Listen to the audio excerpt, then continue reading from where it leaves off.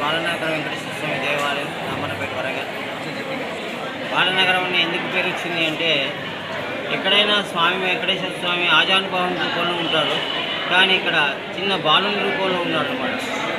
బాలుని రూపంలోనే ఉండడం కాకుండా బాలుని ఉగ్రమూర్తిలో కూడా దశావతారాలు ఏం చేసి ఉన్నాయన్నమాట.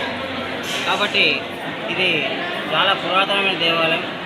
ఆ దేవాలయంలో కూడా ఉండేటువంటి విశిష్టత గురించి అనేక మంది భక్తులు స్వామివారిని దర్శించుకునేందుకు వస్తుంటారు. అలాగే ఈ స్వామివారి యొక్క ఉత్సవం, ఈ వైకుంఠ ఏకాదశి ఎందుకు చేస్తాము, మనం ఎందుకు ఇంత ఆడంబరంగా ఉండాలి అనేటువంటి ఒక సంశయం రావచ్చు. కానీ 24 ఏకాదశిలో ఈ ఏకాదశి ఎందుకు ప్రారంభించినామంటే, మన ఉత్తరాయణ పుణ్యకాలము ఈ ఏకాదశి తర్వాత వచ్చే ఏకాదశి ఉత్తరాయణ పుణ్యకాలం. ఈ దక్షిణాయన పుణ్యకాలం ఈ రోజుతో ఆసంతం అయిపోయింది. అయితే ఈ ఆసంతం అయిపోయిన లోపల స్వామివారు చాతుర్మాస దిశలో స్వామివారు నిధులు నిలిచి ఉంటారు.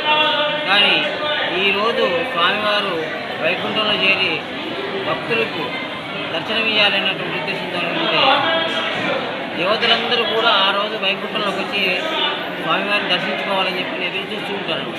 అయితే మనం ఏదైతే దేవాలయానికి ఉత్తర ద్వారం దర్శిస్తామో ఆ దర్శనంలో కూడా దేవస్థానం రామన్నపేట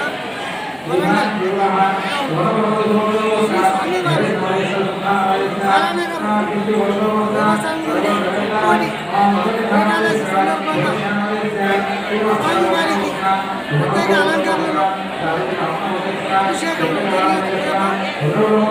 భక్తులు స్వామివారి దర్శనములకు ఉదయం 5 గంటల నుంచి భక్తులు దండోపదండాలుగా వచ్చి స్వామివారిని దర్శించుకుంటున్నారు.